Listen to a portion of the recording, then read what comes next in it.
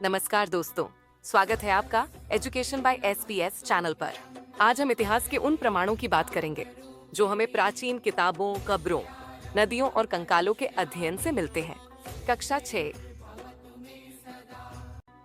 की एनसीईआरटी किताब हमारे अतीत, एम्स के अध्याय 4 क्या बताती हैं हमें किताबें और कब्रें में हमने जाना कि इतिहास को समझने के लिए हमें सिर्फ किताबों और शिलालेखों पर निर्भर नहीं रहना चाहिए, बल्कि अन्य स्रोतों जैसे कि संस्कृत और अन्य भाषाओं के ग्रंथों, विश्वामित्र और नदियों से जुड़ी कहानियों और कंकालों के अध्ययन को भी देखना चाहिए।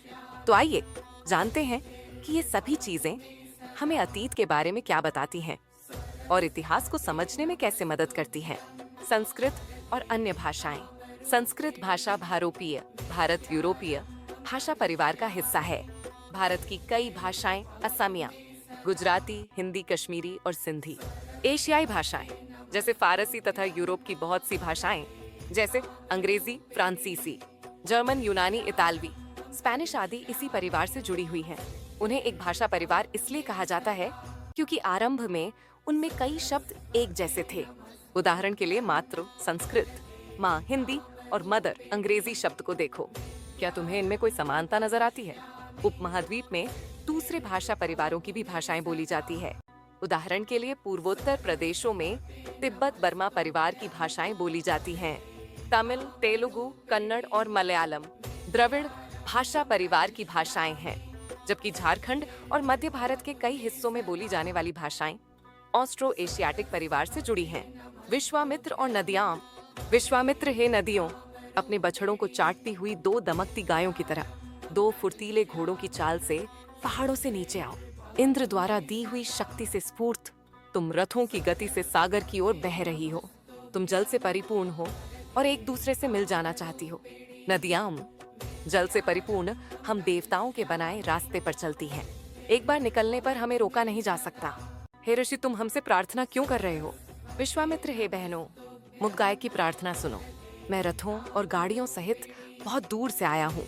कृपा करके अपने जल को हमारे रथों और गाड़ियों की धुरियों के ऊपर न उठाओ, ताकि हम आसानी से उस पार जा सकें। नदियां, हम तुम्हारी प्रार्थना सुनेंगे, जिससे तुम सब सुरक्षित उस पार जा सको। इतिहासकार यह बताते हैं कि यह प्रार्थना उस क्षेत्र में रची गई होगी जहां ये नदियां बहती हैं। वे यह भी सुझाते हैं कि जिस समाज में राजसी रहते थे, वहां घोड़ों और गायों को बहुत महत्व दिया जाता था। इसीलिए नदियों की तुलना घोड़ों और गायों से की गई है। ऋग्वेद की प्रार्थनाओं में अन्य दूसरी नदियों, खासकर सरस्वती, सिंधु और उसकी सहायक नदियों का भी जिक्र है। गंगा और यमुना का उल्लेख सिर्फ एक बार हुआ है। क्या बताते हैं हमें कंकालों के अध्ययन? छोटे आकार के आधार पर एक बच्चे के कंकाल को आसानी से पहचाना जा सकता है, लेकिन एक बच्चे और बच्ची के कंकाल के बीच कोई बड़ा फर्क नहीं होता।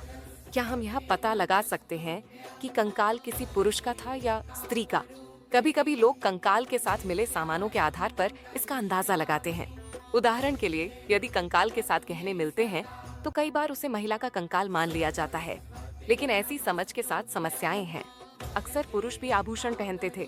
कंकाल का लिंग पहचानने का बेहतर तरीका उसकी हड्डियों की जाँच है।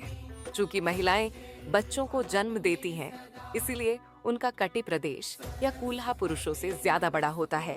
ये समझ कंकालों के आधुनिक अध्ययन पर आधारित है।